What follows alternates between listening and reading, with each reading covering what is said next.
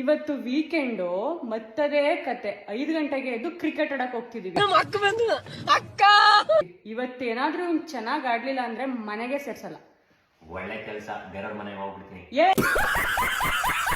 ಇವತ್ತು almost 400 kilometre ಹೋಗ್ತಾ ಇದೀವಿ.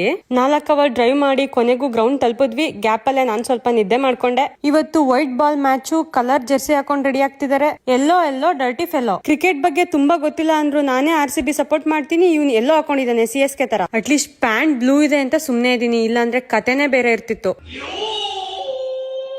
ಟಾಸ್ ಸೋತು ಬೌಲಿಂಗ್ ಆಯ್ಕೆ ಆಗಿದೆ. ಬಾಸ್ ನ್ಯೂ ಬಾಲ್ ಬೌಲರ್ ಕೂಡ. ನ್ಯೂ ಬಾಲ್ ಅಲ್ಲಿ ನಮ್ ಭುವನೇಶ್ವರ್ ಕುಮಾರ್ ತರ ಸ್ವಿಂಗ್ ಮಾಡ್ತೀನಿ ಅಂತಾನೆ, ಆದ್ರೆ ಅದ್ ಏನ್ ಸ್ವಿಂಗ್ ಮಾಡೋದ್ನೋ ನನ್ಗಂತೂ ಗೊತ್ತಿಲ್ಲ. 1 ವಿಕೆಟ್ ತೆಗೆದು 4 ಓವರ್ ಅಲ್ಲಿ ಕೇವಲ 12 ರನ್ಗಳು ಕೊಟ್ಟು ಬೌಲಿಂಗ್ ಅಲ್ಲಿ ಮಿಂಚಿದ್ದಾರೆ. ಅಮೆರಿಕಾದಲ್ಲಿ CSK ಅಕಾಡೆಮಿ ಇದೆ. ಅಪೋಸಿಟ್ ಟೀಮ್ ಅಲ್ಲಿ ಅಲ್ಲಿಂದ ಬಂದಿರೋ 3-4 ಜನ ಟೀನೇಜ್ ಮಕ್ಳಿದ್ರು. ಬ್ಯಾಟಿಂಗ್ ಸೂಪರ್ ಆಗಿ ಮಾಡಿದ್ರು. ಹಂಗೆ ಬ್ಯಾಟಿಂಗು ಕೂಡ ಚೆನ್ನಾಗಿ ಮಾಡ್ಲಿ ಅಂತ ಹೊಟ್ಟೆ ತುಂಬಾ ಊಟ ಮಾಡಿಸಿ ಕಳಿಸ್ತಿದೀನಿ. ಏನ್ ಪುಣ್ಯ ಮಾಡಿದ್ದು ನನ್ನಂತ ಹೆಂಡತಿ ಪಡಿಯಕ್ಕೆ. 5 ಗಂಟೆಗೆ ಎದ್ದು ಜೊತೆಗ್ ಬರೋದು ಅಲ್ದೆ ಆಡೋದ್ನ ವಿಡಿಯೋ ಮಾಡ್ತೀನಿ. ಟಯರ್ಡ್ ಆದಾಗ ಊಟ ನೀರು ಕೊಡ್ತೀನಿ.